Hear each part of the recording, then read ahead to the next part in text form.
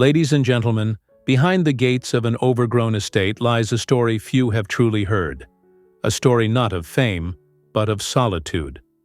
This was once the private sanctuary of Robin Williams, a man whose genius lit up screens and stages, yet whose final years were marked by deep personal battles. Today, we step into the shadow of his legacy, not just to explore the abandoned home he left behind, but to uncover the life, the love, and the quiet tragedy that unfolded within its walls.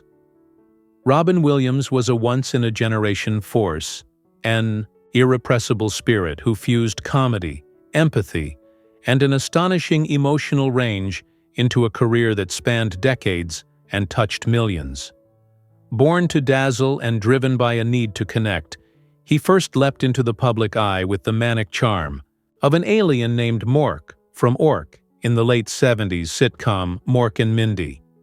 With suspenders, a catchphrase, "Nanu, Nanu," and a boundless, buzzing energy, Robin didn't just arrive on the scene, he detonated into it. Though the world lost him far too soon, on August 11, 2014, at the age of 63, Robin Williams left behind more than a legacy of laughter and tenderness. At the time of his death, he had a net worth of approximately $50 million.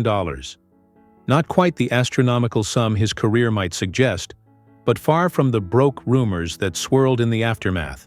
His financial picture was shaped in part by expensive divorces, reportedly costing him between $30 and $40 million, and the lifestyle that accompanied years of personal struggle, including his well-documented battles with addiction. Yet even then, $50 million is no minor sum. And Robin, more than most, knew the value of things beyond the dollar. In an eerie act of foresight, Williams built a unique clause into his estate. For 25 years following his death, his image, voice, name, and likeness cannot be commercially exploited. That means no deals with studios, no holograms, no artificially generated genies floating out of lamps in future Aladdin sequels. At least not until 2039. These rights were granted to his charity, the Windfall Foundation. And while it's likely that licensing his unmistakable voice could have brought in serious revenue, especially as AI technology evolves to mimic voices with uncanny precision, Robin clearly wanted a boundary set. That legacy, of course, was immense. Robin's cinematic journey began with 1980's Popeye, a strange, whimsical role that hinted at the path ahead. What followed was nothing short of one of the most successful acting careers in history. Over the years, his films collectively raked in $3.7 billion at the global box office, and when adjusted for inflation, that number soars past $6 billion. In the final chapters of his life, Williams stepped into more supporting roles, a quiet coda to a riotous symphony. And now, more than a decade after his passing, he remains a treasured figure, one of the rare entertainers remembered not just for his talent, but for his humanity. Robin Williams didn't just act, he touched lives. His voice may be silent now, but his spirit, his comedy, his impact, they echo on. Robin Williams entered the world on July 21, 1951, in Chicago, a city known for its deep-dish charm and sharp-edged comedy. Though little did it know it was welcoming a future legend. He was born into comfort, the kind of stability most aspiring artists only dream of sabotaging later in their memoirs. His father, Robert Williams, held a powerful position as a senior executive at Lincoln Mercury Motors, steering the company's Midwest operations with the same precision Robin would later bring to a punchline. His mother, Lauren, was a former model from New Orleans, elegant and charismatic, with a flair that likely helped stir the embers of showmanship in her quiet son. Despite being surrounded by wealth, polish, and opportunity, young Robin wasn't the life of any party. In fact, he barely spoke. He was the kid on the sidelines, tucked away in his thoughts, with wide eyes and a mind spinning faster than anyone realized. There was, however, one telling crack in his quiet exterior, his uncannily, accurate impression of his grandmother. It wasn't just a child mimicking an old woman's voice. It was performance, precision, and timing. The seeds of something rare were there, just waiting for light. Before high school, the Williams family relocated to the San Francisco Bay Area, settling in Marin County. It was in this new setting, amid the hills and fog, that Robin began to shift. The silence that had blanketed his early years slowly began to lift when he stepped onto a high school stage. Theater wasn't just an extracurricular for him, it was a lifeline, a transformation. In drama class, the shy boy disappeared, and in his place stood someone unafraid to be loud, wild, absurd, or heartbreaking. After beginning his high school journey at Redwood High in Larkspur, California, Robin moved on to the College of Marin in nearby Kentfield. It was there, among the redwoods and small-town stages, that his raw talent started turning heads. But Robin wasn't just another theater student with dreams, he was a shapeshifter with a spark. That spark caught the attention of mentors who urged him to aim higher, and soon he found himself in New York City, walking through the doors of the legendary Juilliard School. At Juilliard, Robin trained under the stern and storied John Houseman, rubbed shoulders with the greats, and most importantly, struck up a lifelong friendship with a fellow student, Christopher Reeve, the man who would one day become Superman. They were an unlikely pair, Reeve, classically handsome and reserved, Robin, untamed and unpredictable. But their bond was deep and enduring. They understood each other, both chasing excellence in a world that didn't quite know where to place them yet. It was at Juilliard that Robin received advice that would change everything. An instructor, wise enough to see what most formal training couldn't contain, told him to lean into stand-up comedy. Drama was fine, but comedy, that was where he burned brightest. And with that, Robin took to the stages of New York's comedy clubs armed with a volcanic mind and an energy that refused to be boxed in. He wasn't just funny, he was untouchable. Improvisation poured out of him like a storm, voices and characters tumbling over each other in a whirlwind that left audiences breathless. By the mid-1970s, Robin had become a standout in the comedy circuit. His performances were chaotic, intelligent, and incredibly human. He could turn a simple topic into a roller coaster of emotion and absurdity in seconds. His 1986 album, A Night at the Met, showcased the wild hilarity and pain he juggled so masterfully, touching on everything from global politics to his own battle with addiction. That album won him a Grammy, but more importantly, it reminded the world that comedy can be a cry for connection, and that Robin Williams was a master of both laughter and vulnerability. Hollywood, naturally, couldn't ignore that kind of firepower. Robin's breakout came in the unlikeliest of forms, a one-off guest role as an alien named Mork on the hit sitcom Happy Days. His performance was so bizarrely magnetic that producer Gary Marshall immediately spun it off into its own series, and just like that, Mork and Mindy was born. As the fish-out-of-water extraterrestrial trying to make sense of Earth, Robin had the perfect vehicle for his surreal humor and hyperactive brilliance. Over the course of 4 seasons and 94 episodes, Robin turned a silly premise into a cultural phenomenon. He was paid $35,000 per episode back then, nothing to scoff at in the 1970s, and equal to about $130,000 in today's dollars. But really, the money was beside the point. Mork and Mindy gave Robin a national stage, and more importantly, the freedom to be himself in all his bizarre, unstoppable glory. It was the beginning of something much bigger. The spark had finally ignited the blaze. Robin Williams made his leap to the big screen in 1980, stepping into the exaggerated shoes and forearms of the spinach-loving sailor in Robert Altman's Popeye. It was a quirky, stylized film, and while it didn't make waves critically, it planted a flag. Robin was ready for cinema.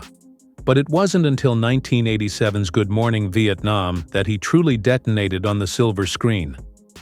Playing an unfiltered radio DJ entertaining troops during the Vietnam War, Williams finally found a role that let him bounce between lightning-fast humor and emotional gravity. The result? An Academy Award nomination and a performance that let the world see not just a comic, but a force. 2 years later, he changed the tone entirely with Dead Poets Society.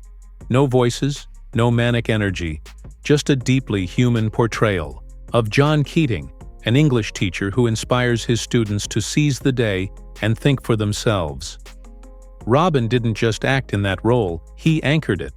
He became the teacher we all wish we had, and with that performance, he cemented his place as a dramatic heavyweight. Throughout the 90s, Williams showed an almost supernatural ability to leap between genres, often within the same film. In Mrs. Doubtfire, he was hilarious, heartbreaking and heartfelt, often all in the same scene, as a father so desperate to see his children that he transforms himself into an elderly Scottish nanny. And then came Good Will Hunting in 1997, where he stripped away all the flash and gave one of the most grounded, soul-stirring performances of his life. As Sean Maguire, the therapist who gently unravels the pain behind Matt Damon's character, Robin was raw, quiet, and utterly unforgettable. The role earned him his long-overdue Academy Award. His filmography reads like a catalog of modern classics. In Hook, he played a grown-up Peter Pan rediscovering joy. In Jumanji, he was the wild-eyed adventurer pulled into a magical board game. In The Birdcage, he balanced flamboyance with tenderness as a gay nightclub owner navigating love and family. And in Patch Adams, he played a doctor who believed in the healing power of humor, blurring the line between his on-screen role and real-life philosophy. Even as the years rolled on, Robin never stopped working. He returned to television in 2013 with The Crazy Ones, reminding audiences he could still light up the small screen just as easily. Off-screen, he stayed connected to the roots that started it all, stand-up comedy and giving back. He continued performing live, still thriving on that electric energy of a live crowd, and poured time and heart into countless charitable causes. Robin Williams wasn't just an actor or a comedian. He was a shapeshifter, a storyteller, a man who could pull laughter from tragedy and reveal truth through absurdity. In the early 2000s, Robin Williams built a sprawling and private retreat nestled in the heart of California's Napa Valley. He named the estate Villa Sorriso, Italian for Villa of Smile, a name that reflects both the idyllic setting and the actor's famously warm personality. Set on 640 secluded acres in the Mayacamas Mountains, the estate is a luxurious blend of Tuscan architecture and California comfort, with expansive views, natural beauty, and every imaginable amenity. At the heart of Villa Sorriso is the main residence, a 20,000-square-foot Mediterranean-style mansion. Crafted with stone, terracotta roof tiles, and elegant arched windows, the home feels like a centuries-old Italian villa, but with all the modern luxuries. The property itself is breathtaking. Surrounding the house are rolling vineyards which produce estate-grown grapes, a serene lake perfect for kayaking or quiet reflection, and a private solar farm that provides sustainable energy to the estate. The grounds also include olive groves, gardens, and walking trails, offering peaceful immersion in nature. Entering the mansion, guests are welcomed into a grand foyer with vaulted ceilings and rich wood detailing.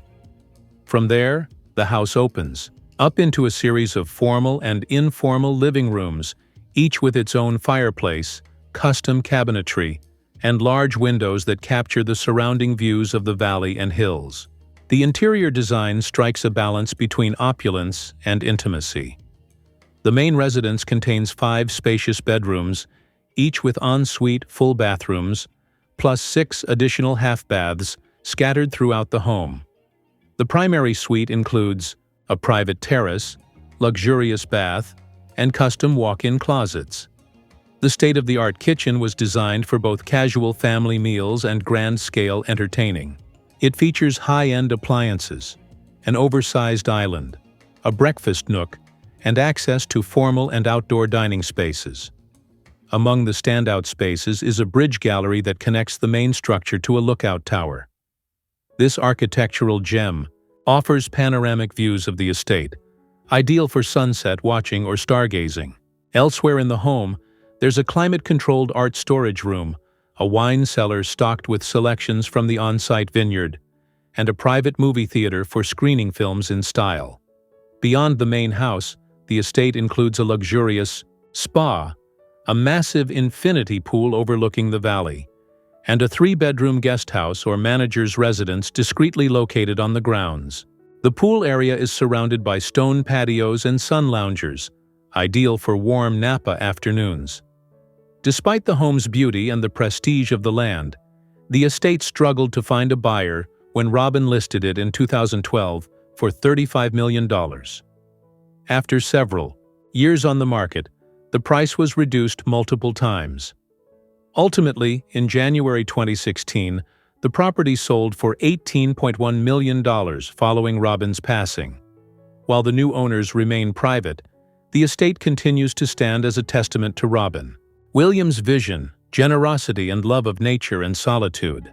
In 1991, at the height of his career, Robin Williams and his then-wife Marcia Garces purchased an elegant 10,600-square-foot mansion in San Francisco's exclusive Seacliff neighborhood. Set on a bluff with sweeping views of the Pacific Ocean, the Golden Gate Bridge, and the Marin Headlands, the home offered both privacy and prestige, a perfect sanctuary for the beloved comedian and his growing family.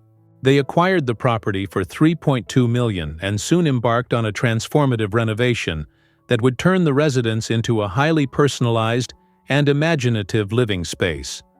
After purchasing the home, Robin and Marcia took it down to the studs in a complete redesign that blended old-world grandeur with whimsy, comfort, and modern flair. While maintaining the elegance expected of a Seacliff estate, arched windows, stately columns, and refined architectural lines, they infused the interiors with creative touches that made the house unmistakably theirs. The grand entrance opens into a soaring foyer with sweeping staircases and marble floors, setting a tone of sophistication. From there, the main living areas unfold with graceful flow. Formal and informal living rooms bathed in natural light, high ceilings with exposed beams and fireplaces framed by carved mantels. Oversized picture windows and balconies offer uninterrupted vistas of the Pacific Ocean and the rugged coastline, making the ever-changing sea a constant presence in the home. The gourmet kitchen features high-end appliances, custom cabinetry, and expansive counter space. A central island invites casual gatherings, while a nearby formal dining room, with its ocean-facing terrace, creates a stunning backdrop for dinners and celebrations. True to Robin's playful spirit, the home includes delightful surprises hidden within its luxurious confines. A private movie theater, designed for top-tier viewing with plush seating, custom acoustics, and a cinematic atmosphere perfect for family nights or private screenings. A hidden bar, tucked behind a sliding bookcase or panel, offered an intimate space for entertaining, evoking the feel of a speakeasy in the heart of a stately home. Perhaps most enchanting of all was the secret tunnel connecting the children's bedrooms, a magical detail that made the house feel like a storybook come to life. It was designed for fun, privacy, and sibling connection, and reflected Robin's deep love for his children and their shared sense of wonder. The home boasts multiple bedrooms, including an expansive primary suite with a private sitting room, spa-style bathroom, and panoramic views. Each bedroom was thoughtfully designed with its own aesthetic and features, ensuring comfort and beauty throughout the home. The grounds are beautifully landscaped, with terraced gardens, elegant stonework, and multiple decks and patios that offer quiet places to enjoy the salty breeze and golden sunsets. A secluded courtyard provides space for outdoor dining or serene morning coffee, while the elevated vantage point ensures privacy without sacrificing views. Following Robin and Marcia's divorce in 2010, Marcia was awarded the Seacliff Mansion as part of the settlement. She retained ownership of the home for over a decade before ultimately listing it in October 2023 for $25 million. The property stands not only as a symbol of refined Bay Area luxury, but also as a testament to a chapter in Robin's life defined by family, imagination, and creative joy. At the time of his death, Robin Williams was living in a tranquil and elegant home in the Paradise Cay neighborhood of Tiburon, California. Nestled on the Tiburon Peninsula, this 6,500-square-foot residence, purchased by Williams in 2008 for $4.05 million, offered not just comfort, but breathtaking serenity. Built in 1987 and situated on a rare double lot, the home boasted uninterrupted panoramic views of the San Francisco Bay. Views so stunning they were visible from nearly every room in the house. It was the kind of home that quietly embraced the landscape rather than dominating it, offering peace and privacy while still feeling deeply connected to the natural world around it. Approaching the property, visitors were greeted by an iron gate that enclosed the front yard, offering both security and seclusion. The grounds were lush and lovingly maintained, filled with rose bushes in full bloom and mature olive trees that added a Mediterranean touch to the California coastal setting. The entry to the home felt warm and inviting, yet understated setting the tone for what lay inside, a home that prioritized light, comfort, and beautiful simplicity over flashy extravagance. Inside, the home opened up into a grand yet welcoming living space. The large living room was a centerpiece, anchored by a striking stone fireplace and flanked by oversized windows that perfectly framed the bay beyond. The connection between interior and exterior was seamless, a theme carried throughout the home. Adjacent to the living room was the dining area, an elegant space that also made the most of the water views. Just beyond it, glass doors opened directly onto the pool area, allowing for easy transitions between meals and outdoor relaxation. The pool itself was a focal point of the home's outdoor living, positioned right outside the dining room and offering yet another vantage point to enjoy the ever-changing scenery of the bay. Whether hosting guests or simply enjoying a quiet moment, the outdoor space captured the essence of coastal California living: light, air, and a calming rhythm of nature. The heart of the home was undoubtedly the kitchen, a spacious and functional area designed for both cooking and gathering. It featured a massive center island that could accommodate casual meals, homework, or impromptu late-night chats. Another stone fireplace brought warmth and charm to the space, while the walk-in pantry added practicality.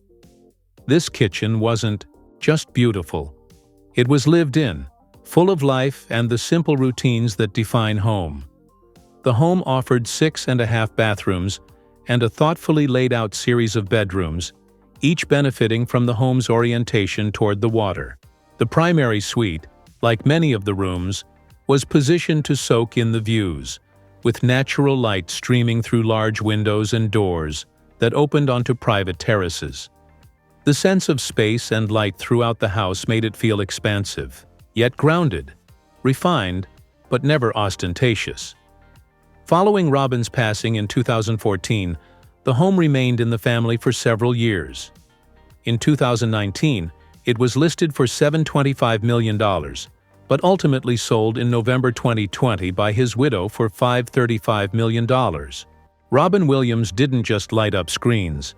He lit up hearts, stages, hospital rooms, and war zones with the same boundless energy he brought to his roles.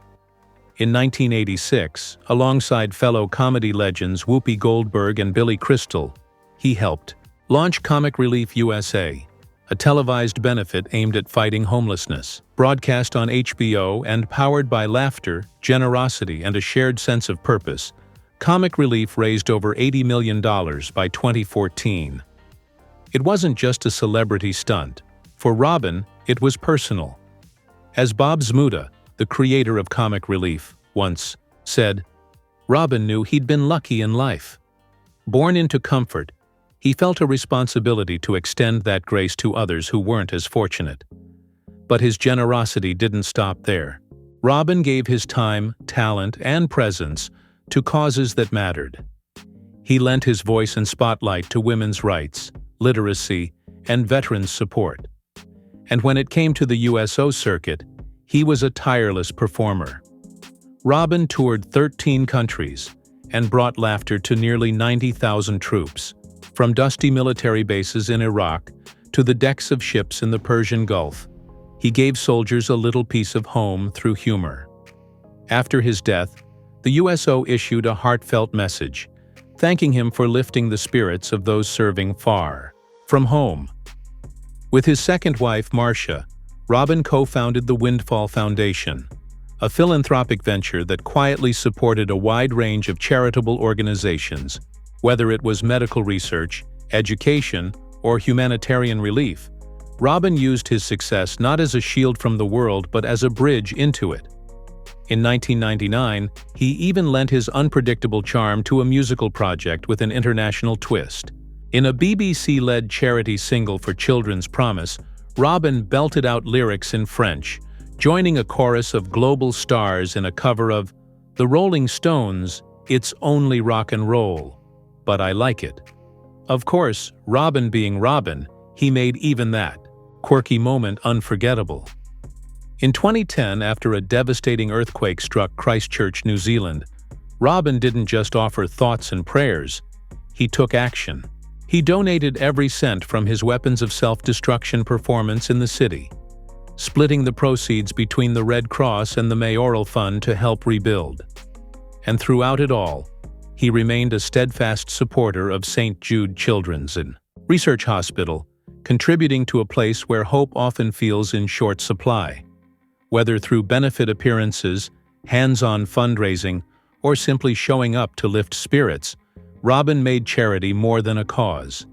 It was a calling. Robin Williams' life off-screen was as full of chapters, twists, and raw humanity as any role he ever played.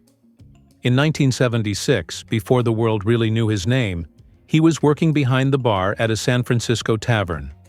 It was there he met Valerie Velarde, an actress who would become his first wife.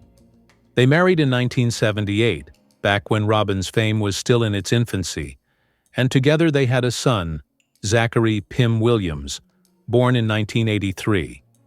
But the pressures of rising stardom and a complicated personal life took their toll. Their marriage ended in 1988. Rumors circulated that Robin began a relationship with Zachary's nanny, Marcia Garces, while still married. But years later, in the documentary Robin Williams, Come Inside My Mind, Velarde clarified that things between them had already ended by the time Garces entered the picture. Regardless, Garces became an important part of Robin's life, both personally and professionally. They married in 1989, when she was 6 months pregnant with their first child. Together, they had 2 children, Zelda Ray, born in 1989, and Cody Allen, born in 1991. Marcia was more than just a partner. She became a producer on several of Robin's films and helped guide his career behind the scenes. Their marriage lasted nearly 2 decades before ending in 2010, with irreconcilable differences cited in the divorce filings. A year later, in 2011, Robin married again, this time to Susan Schneider, a graphic designer. With Susan, Robin found a quiet kind of companionship in the Seacliff neighborhood of San Francisco, nestled near the foggy Pacific and far from the frenzy of Hollywood. They remained together until his death in 2014. For all the changes in his love life, one constant in Robin's world was his deep affection for his children. "My children give me a great sense of wonder," he once said. Just to see them develop into these extraordinary human beings. It was in his kids, perhaps, that Robin found his most grounding sense of joy and continuity. Spiritually, Robin didn't fit neatly into any one box. Raised Episcopalian, he often poked fun at his religious upbringing in the way only he could. He once referred to it as Catholic light, half the religion, half the guilt. A classic Williams-ism that wrapped self-awareness in humor. He also embraced cultures outside his own, often calling himself an honorary Jew. In 2008, celebrating Israel's 60th Independence Day, Robin appeared in Times Square to offer birthday wishes alongside other celebrities, a small gesture from a man who seemed to belong to everyone and everywhere.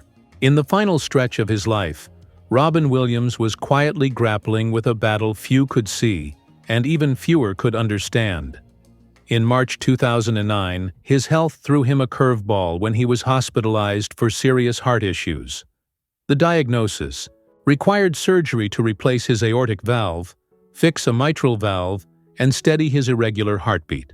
He postponed his one-man tour and underwent the operation at the Cleveland Clinic on March 13, 2009. It was a success in the medical sense, but something deeper, something darker, was already beginning to stir beneath the surface. In the years that followed, Robin began experiencing strange and terrifying symptoms. Though he stayed sober, his mind began to slip away from him. He was diagnosed with early-stage Parkinson's disease, news that he wasn't yet ready to share with the world. But even that diagnosis didn't fully explain what he was going through. Anxiety swelled into paranoia. Insomnia gnawed away at his rest. Memory loss crept in. He was, in his own words, desperate to reboot his brain. Behind the scenes, his wife Susan Schneider was witnessing a slow and painful unraveling of the man she loved. After his death, an autopsy would reveal the true culprit: diffuse Lewy body disease, a form of degenerative dementia so aggressive that several doctors called Robin's case one of the worst they'd ever seen.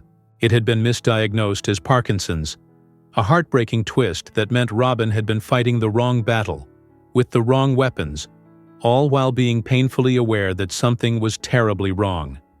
He once said that the worst thing in life isn't to end up alone, but to end up with people who make you feel alone. Ironically, Robin had millions who adored him, but Lewy body dementia isolated him in a way no crowd or laughter could reach. On August 11, 2014, Robin Williams was found dead at his home in Paradise Cay, California. He was 63. The final autopsy confirmed the cause: suicide by hanging. No alcohol, no illegal drugs, just prescription medication at normal therapeutic levels. What the report did show, however, was a brain devastated by a disease that remains vastly under-discussed and often misunderstood. Depression and anxiety were symptoms, not the root cause. His mind was literally being pulled apart from the inside. Afterward, Susan Schneider would speak openly and courageously about what they went through.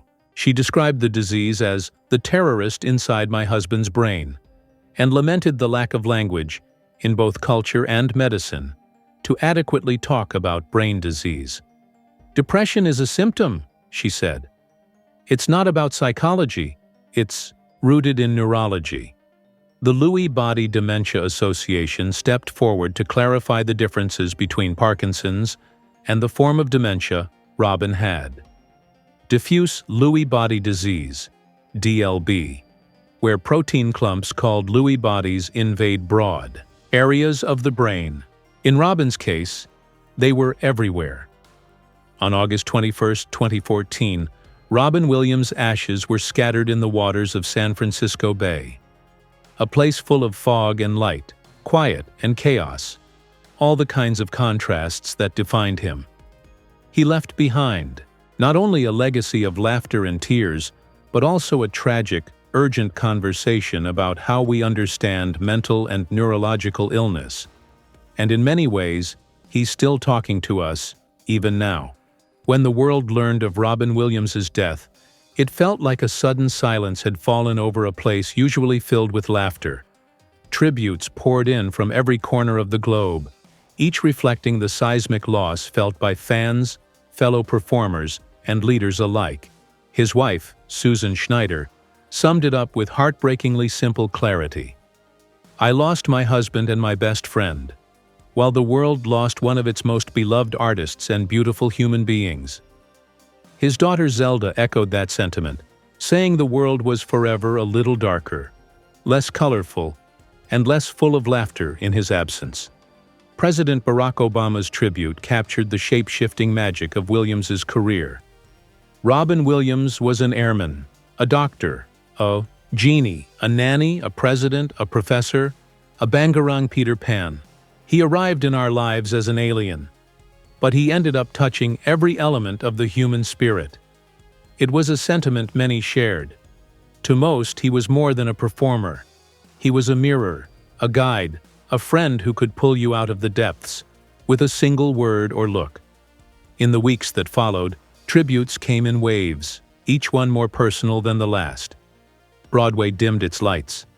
The cast of Aladdin led the audience in a sing-along of "Friend Like Me." The United Nations, in a poignant moment during International Youth Day, quoted John Keating's words, "Dare to look at things in a different way." Fans visited places connected to his films and life. The bench in Good Will Hunting, the Mrs. Doubtfire House, the Hollywood Star, all transformed into makeshift memorials. On television, talk show hosts David Letterman, Jimmy Fallon, Conan O'Brien, and others struggled to say goodbye, many visibly shaken. At the Emmys, Billy Crystal offered a tender, tear-tinged tribute. He was the brightest star in our comedy galaxy. Audiences watched, laughed, and cried as clips from Williams's life flickered on the screen. Proof of just how much light he had brought to so many. From the grief came efforts to honor his legacy. In San Francisco, Sharon Meadow became Robin Williams Meadow. A tunnel near the Golden Gate Bridge was renamed in his honor, painted with rainbows like a final nod to his electric energy. Musicians paid tribute too. Iron Maiden's Tears of I, a clown, explored his hidden pain and his ability to hide it behind humor. Documentaries followed. HBO's Come Inside My Mind gave fans a closer look at his journey, his brilliance, and his torment. Later, Robin's Wish explored the crushing impact of Lewy body dementia, the disease that haunted his final days. Through it all, new generations continued to discover him, to laugh with him, to feel that unmistakable spark he left behind. He was more than a performer. He was a singular force. Judd Apatow put it best. You can't look at any modern comic and say, "That's the descendant of Robin Williams," because it's not possible to be a Robin Williams ripoff. His improvisation, his vulnerability, his depth, it all came from a place that no one else could reach. Whether in a dramatic monologue or a manic burst of comic genius, Robin wasn't just playing characters. He was pulling pieces of himself into everything he touched. Chris Columbus, who directed Mrs. Doubtfire, once said watching Williams' work was a magical and special privilege, calling his performances otherworldly. And looking back, they were. From aliens and genies to therapists and teachers, he helped audiences grow up, heal, and laugh along the way. Robin Williams didn't just entertain us, he expanded what it meant to be human. His life was a rare combination of chaos and clarity, sorrow and joy. Even now, years after he's gone, the echo of his voice lingers. And in that echo, there's still laughter, there's still wonder, there's still Robin.